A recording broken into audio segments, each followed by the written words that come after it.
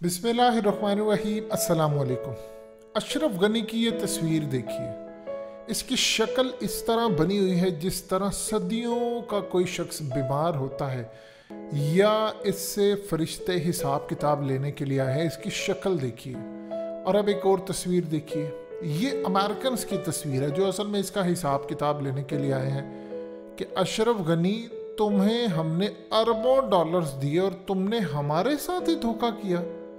असल में सूरत हाल क्या हुई है, ये है लेटेस्ट डेवलपमेंट। ये असल में हकीकत टीवी ऑलरेडी आपको बता चुका, आपकी स्क्रीन पर ये वीडियो भी चल रही है।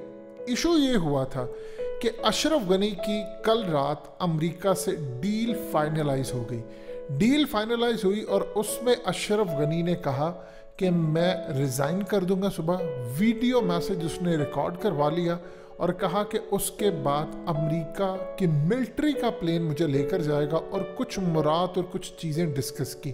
कुछ के ऊपर अमेरिका ने इनकार किया, कुछ के ऊपर इकरार किया।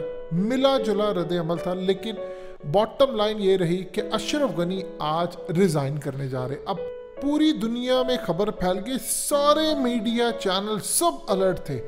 अशरफ गनी की जानिब से ऐलान हुआ।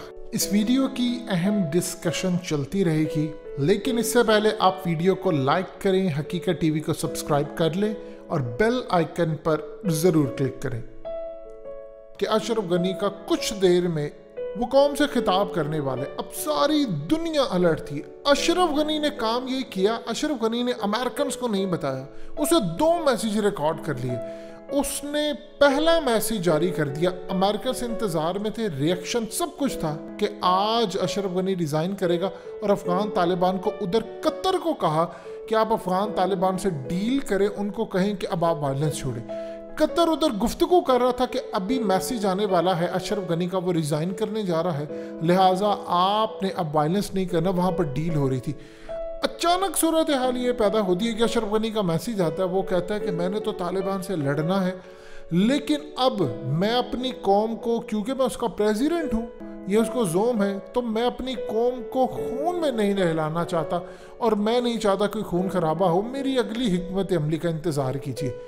अब जब ये सूरत हाल हुई, सारी दुनिया देख रही थी कि अमेरिका समेत इवन के बरतानिया, इंडिया, हर जगह पर एडवांस में ब्रेकिंग न्यूज़ चलना शुरू होगी कि अशरफ गनी रिज़ाइन करने जा रहा है, रिज़ाइन करने जा रहा है। आज के इवन के कई अखबारात में चीज़ थी, क्योंकि ऑलरेडी अमेरिका ने डिस्कस कर लिया। अब अशरफ गनी की इस बात का अमेरिका को शदीद गुस्सा कि अमेरिका के अफगानिस्तान में कमांडर जनरल पीटर वेस्ले ये गुस्से भरे अंदाज में पहुंचते हैं और जाकर अशरफ गनी को शदीद डांटते हैं। इसलिए आप सबसे पहले अशरफ गनी की शक्ल देखिए।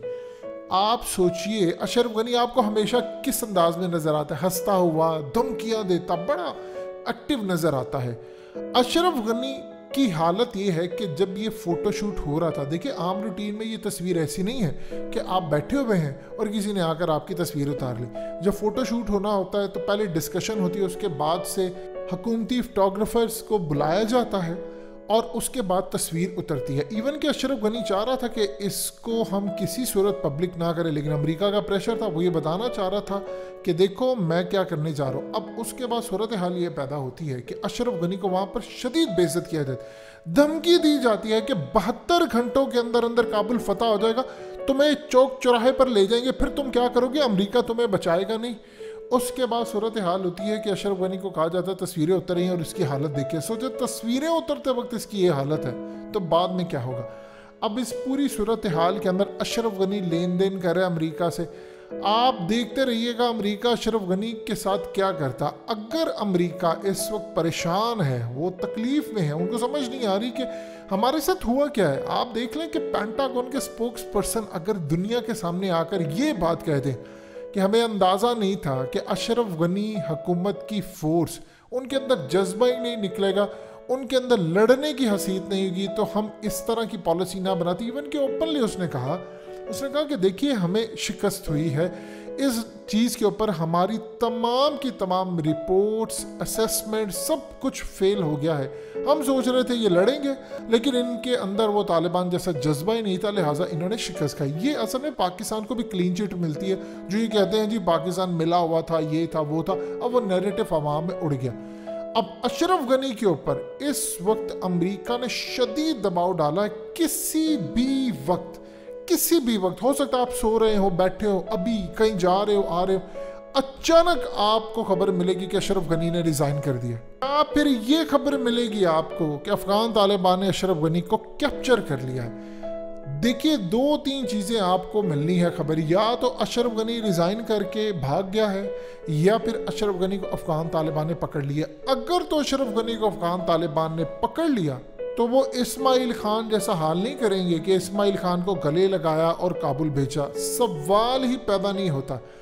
अशरफ गनी के हाथों बहुत सारे मासूम लोगों की जानें गई हैं, हज़ारों नहीं लाखों की तादाद में। अशरफ गनी को तो वो छोड़ेंगे नहीं ताकि दोबारा कोई इस तरह का काम ना कर सके। और एक अमरुल्लाह साले को नहीं छोड़ेंगे और एक रशीद दोस्तम को। अमरुल्लाह साले तो इस वक्त ताजिकिस्तान में है, और इवन के रशीद दोस्तम का पता नहीं, वो काबुल है कहीं की तरह, उसको भी अफगान तालिबान ने पकड़ लेना है। देखिए इस्माइल खान ने अच्छा काम किया, उसने अफगान तालिबान के आगे सरेंडर किया। अफगान तालिबान ने उसको इसलिए कुछ नहीं कहा, वो असल में काबुल को फतह करना चाहते हैं बगैर कोई लड़ाई किए। असल में वो सुन्नत फॉलो कर रहे हैं नबी पाक सल्लल्लाहु अलैहि वसल्लम की। नबी पाक सल्लल्लाहु अलैहि वसल्लम ने जब फतह मक्का किया था तो उस वक्त कोई लड़ाई बड़ी नहीं हुई। आप सल्लल्लाहु अलैहि वसल्लम को अल्लाह पाक ने आपके सब्र का अजर दिया और आप फातिहा के तौर पर आए।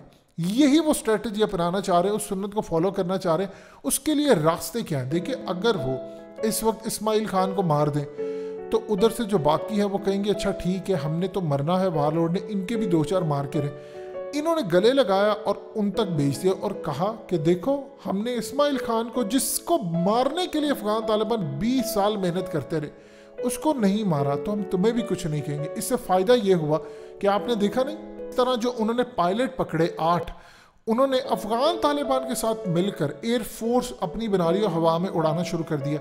इससे पैगाम का गया बाकी पायलट्स को, पैगाम ये गया कि तुम भी आ जाओगे, तुम्हें भी अमन देंगे। वो जो कहा करते थे जी अपने मुखालिफिन को ये करेंगे।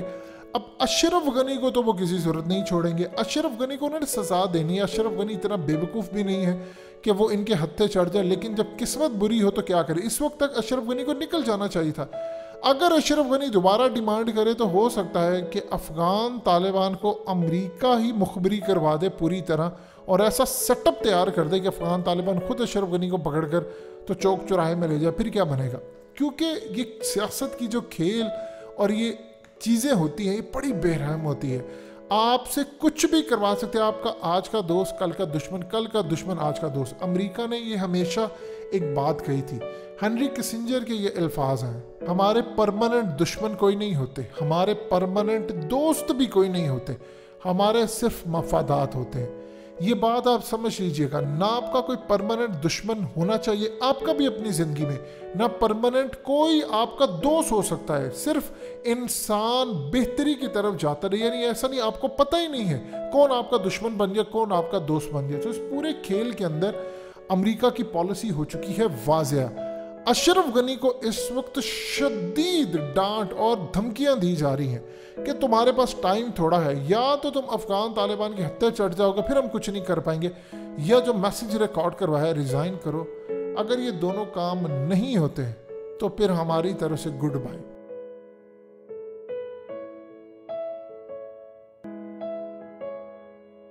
हकीकत टीवी को सब्सक्राइब करना मत भूलें, वीडियो को लाइक करें, शेयर करें और कमेंट सेक्शन में अपनी राय का इजहार ज़रूर करें।